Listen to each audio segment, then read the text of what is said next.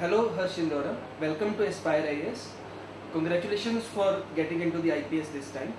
Thank you. And this is the part of our social drive to create awareness among the students. Okay. First of all, I would like to ask you, as this was your fourth attempt, Yes. so you have struggled a lot in this line. Yes. So how was your journey? What would you like to guide the students? See, my journey, I would say it was, there were certain struggles, there were certain achievements. So the journey was basically dependent on the guidance that I was getting. So initially, first two attempts, I didn't get the requisite guidance I needed for clearing this exam. Mhm. But eventually, I realized that it is only the guidance that you need for clearing this exam. Okay. So first attempt, I wrote main. Second, I went for the interview and just missed out by 10 marks in the final selection. Mhm. Next one, I wasn't well. I just had dengue during my mains, and Okay. finally I cleared this line. Mhm. So the right guidance and the right sources plays a big role in clearing this exam. So I can say that this is both mix of hard work and luck. Definitely, definitely. As you just said the word sources, and this is the most important query of every student who comes to this field. What would you like to guide the future aspirants about the sources, about the PT and mains? Should they stick to basic sources or should they go for notes making? What would you recommend? See, the thing is, right now, the government, see, UPSC is an exam which is conducted by the government. Hmm. And I would suggest if you're reading the government sources, Hmm. so sources like Yojana or the government sources like ARC reports Hmm. or Punchi Commission reports Hmm. or the basic NCRTs. So these are the sources that the student should be referring. Hmm. And along with that, the basic books like Lakshmikant for Indian Polity or Uma Kapila for economics. So these are the basic sources that a student should refer. Above this, if the student wants to do anything else along with the newspapers, definitely newspapers are part of it. So if the student feels like he has a time, he or she has time, for doing something extra, then they can go for other sources. But these are the basic sources that they should definitely do. Other thing that student keep on asking is about the notes making. Is it important in this field or they can revise the books only? What would you say? I say that note making definitely helps. So towards the end, if you have made notes, it definitely helps because you summarize the whole syllabus, and syllabus is like an ocean in UPSC preparation. So what I used to do was I used to write certain small notes on the sides of the book, like on the margins. Okay. For instance, I'm reading economic survey, I'll just write the notes on the sides. So that's what I did, not taking a separate sheet. That would take a lot of time. So notes making definitely helps. Okay. And Harsh, how important is the newspaper reading in this preparation? Newspaper reading is imperative and inevitable, I would say, because almost GS paper 2 and paper 3 in mains, more than 80% of the syllabus is from the newspapers. Okay. Along with that, there is a backward linkage in those things. So, for example, SHG bank linkage program. So that was a program in SGSY, Pradhan Gram Sarojgar Yojana, and that was in 1999. So these kind of things are given in the NCRTs. So you should read your NCRTs for the backward linkage. Along with that, newspapers have to be done.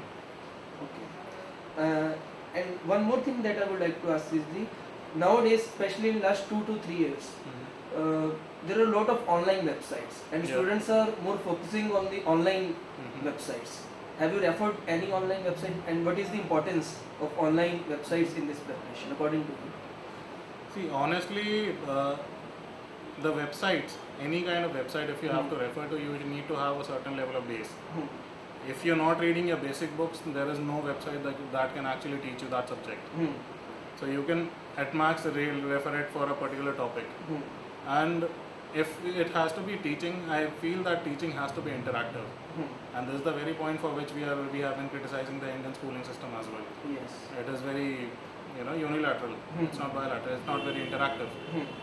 So in website also, there's videos. They will help to an extent, but they cannot help you prepare the whole thing. Okay, means these are not substitute to the interaction. Yes, they are not substitute to direct classes or not substitute to your self-studying. Okay, and now it comes to our thing that how this Aspire Institute helped in your preparation. What's the contribution of Aspire in your success? Aspire IS, to be honest, when I joined Aspire, I had already appeared for one interview. So if my preparation was at this level, my preparation was taken to this level after joining Aspire. So there was a lot of value addition, particularly from the newspaper class, India Yearbook class, and the art and culture batch. So these are the three batches that I did at with Ankit sir, and there was a huge value addition because the way I came to know about the GS topics, optional was my strength, because of which I even got the interview call. But my GS marks have also improved a lot. Okay. And it has the contribution has been Aspire IS. The books are told me, the NCRTs, the basic books, how you have to refer to D.R. Fuller and these kind of books for geography. And I came to realize that reading these books is not even burden. If you're reading some class notes available in the market or anything, it used to be very burdensome. You have to understand someone else's writing. You have to understand that particular language and interpret it, and it takes a lot of time. Yes. But when you're reading directly from the book, it doesn't even take time, and the understanding is way better. So for GS, my complete strategy has been through Aspire.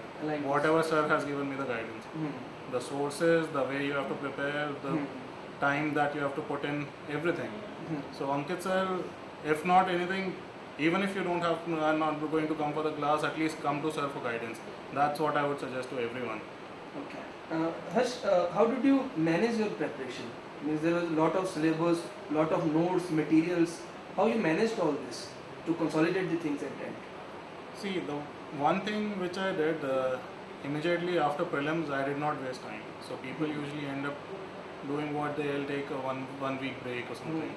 So what happens when you take a week's break is you break your momentum, which you had built during the preparation of prelims.